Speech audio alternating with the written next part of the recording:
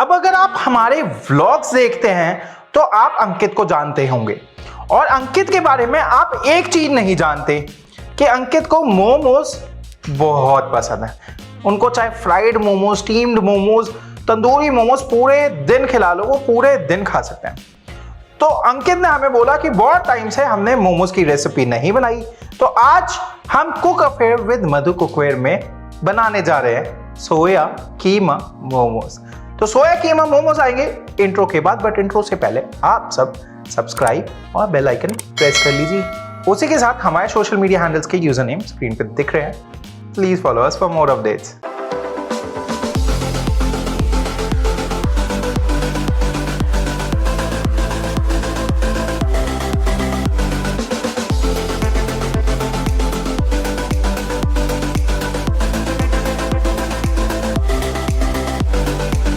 सत श्री अकाल, की हालचाल। मैं हूं जसप्रीत, आपका होस्ट एंड दोस्त, और आज हम बनाने जा रहे हैं सोया कीमा मोमोज।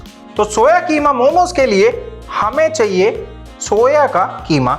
उसको हमने सोक कर रखा है गर्म पानी में और रख रखा है लगभग आधे घंटे से। अब पहले हम बनाएंगे डो, क्योंकि डो को चाहिए आधे घंटे की रेस्ट, इसीलिए पहले डो, उसके बाद सोया कीमा की स्टफिंग पे काम करेंगे। तो डो के लिए सबसे पहले मैदा, मैदे के अंदर सॉल्ट, थोड़ा ऑयल एंड पानी डाल के आटा गूंद लेंगे।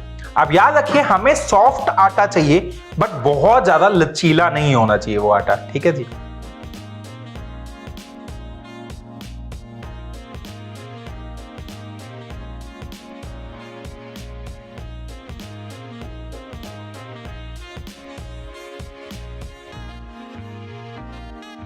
अब डो को आपने ज्यादा नहीं गूंदना।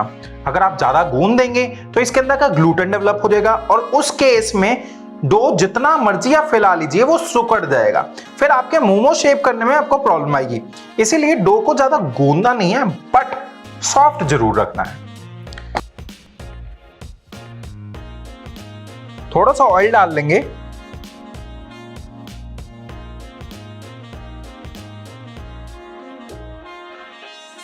अब ऑयल डालने के बाद गीले कपड़े से ढक के इसको कम से कम आधे से पौने घंटे के बीच में रेस्ट देनी है। अब हमने डो इसीलिए पहले बनाया था क्योंकि इसको रेस्ट देनी है, इसको रख दिया। मैंने थोड़ा सा ऑयल ज्यादा इसलिए लगाया था क्योंकि रेस्ट देने के बाद इसको गूंदना है, तो जब गूंदेंगे तो वो ऑयल खप जाएगा। अब स्टफिंग पे काम शुरू करते हैं। तो स्टफिंग के लिए हम ले रहे हैं मधु ट्राई प्लाई कढ़ाई। तो ट्राई प्लाई क्यों? बेसिकली जो चाइनीज कुकिंग होती है वो कुकिंग होती है तेज आंच पे। अब वो तेज आंच मेंटेन करने के लिए हमें एक ऐसा इक्विपमेंट चाहिए जो आंच को मेंटेन भी कर ले, एंड सेकेंडली उसके पूरे सरफेस पे इवन टेम्परेचर हो। ट्राई प्लाई इंश्योर्स कि आपके पूरे सरफेस पे इवन टेम्परेचर है, इसीलिए हम लेंगे मधु ट्राई प्लाई कढ़ाई और उसमें थोड़ा सा ऑयल।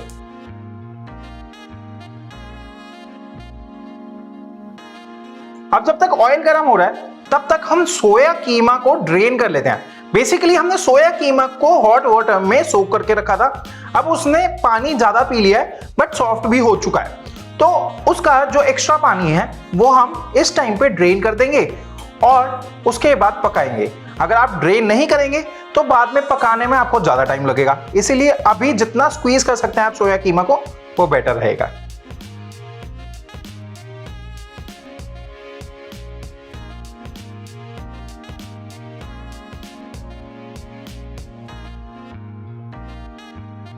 तो जब तक तेल गर्म हो रहा था हमने सोया कीमा सुखा लिया है और इसके अंदर का सारा मॉइस्चर हमने बाहर निचोड़ लिया है। ये देखिए, अगर आपने ऐसे नहीं करना तो आप किसी कपड़े में डाल के उसको निचोड़ सकते हैं, that also works the fine. ये देखिए सारा पानी हमने निकाल दिया, इसका कोई यूज नहीं है, आप इसको ड्रेन आउट कर सकते हैं। अब तेल गर्म हो चुका है, तेल में डालेंगे ginger garlic and green chilli.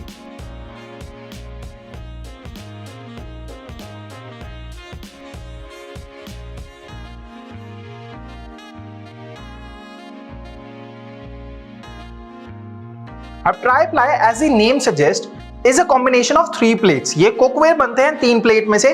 जिनमें से 2 है stainless steel and 1 is aluminium in between. Aluminium helps to obtain the heat, retain the heat, and जो stainless steel है is a better option to cook in. Stainless steel is the best cookware to cook in. And secondly, जो नीचे वाली plate है ना, that is magnetic. तो मतलब कि ये इंडक्शन पे भी काम कर सकती है। अब गैस करेंगे स्लो और सारे सॉसेस डालेंगे। सोया सॉस, साथ ही chilli sauce, vinegar and Szechuan sauce for that kick. अब Szechuan sauce मैंने deliberately थोड़ी ज्यादा डाली है क्योंकि अगर मैं कम रखता तो फिर ये बहुत ब्लंट बन जाते मोमोज, क्योंकि सोया कीमा में खुद का कोई स्वाद नहीं है, उसके अंदर हमें फ्लेवर्स डालने पड़ेंगे। अब डालेंगे सोया कीमा।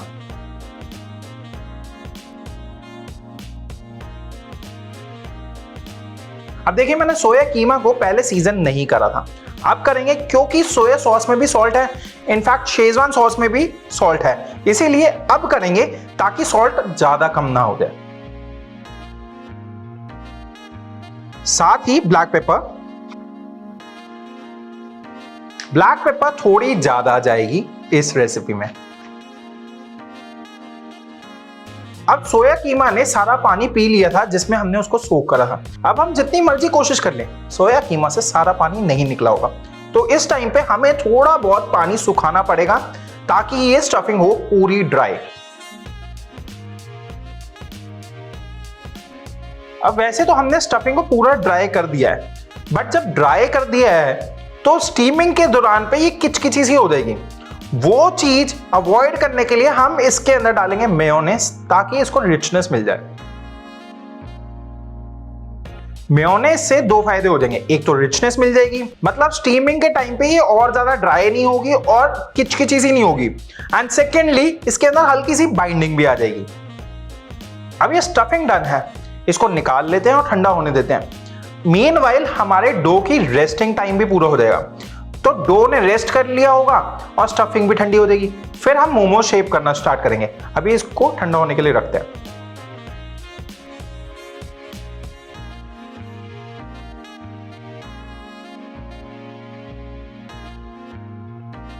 तो डो ने रेस्ट कर ली है, अब इसको करते हैं स्टफ विद स्टफिंग जो ठंडी हो चुकी है।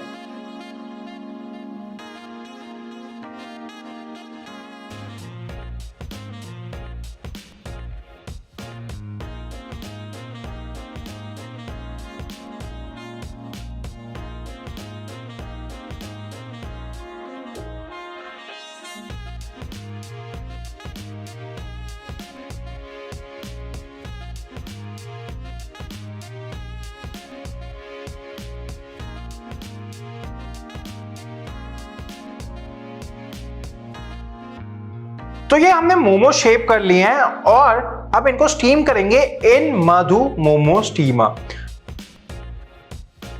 Best thing about Madhu momo steamer is कि ये जो होल्स हैं स्टीमर ब्लॉक्स के अंदर, जो होल्स हैं उसके साथ साथ एक एलिवेटेड एरिया है, तो मोमोज वो एलिवेटेड एरिया पे सेट कर जाएंगे और फिर जगह मिल जाएगी स्टीम को एस्केप करने के लिए।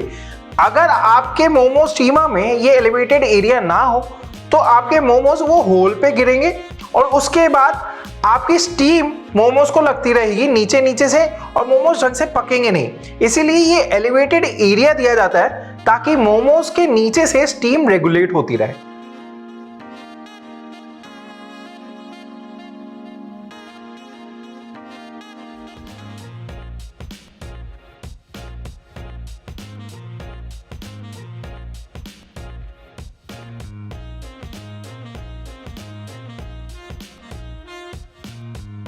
लगभग 10 से 12 मिनट तक, उसके बाद इनको करते हैं सर्व। तो मिलते हैं प्लेटिंग के उस पार।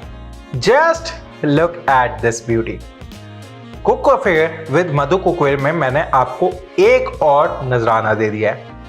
अब इंतजार किस बात का है, जल्दी जल्दी रेसिपी ट्राई करो, फोटो डालो इंस्टाग्राम पे, हमें और मधु कुकवेयर को टैग करना नहीं भूलना। वीडियो को like, comment and share. Thank you, सत श्री अकाल, हैप्पी कुकिंग एंड एंजॉय। मैं एंजॉय कर रहा हूँ अभी।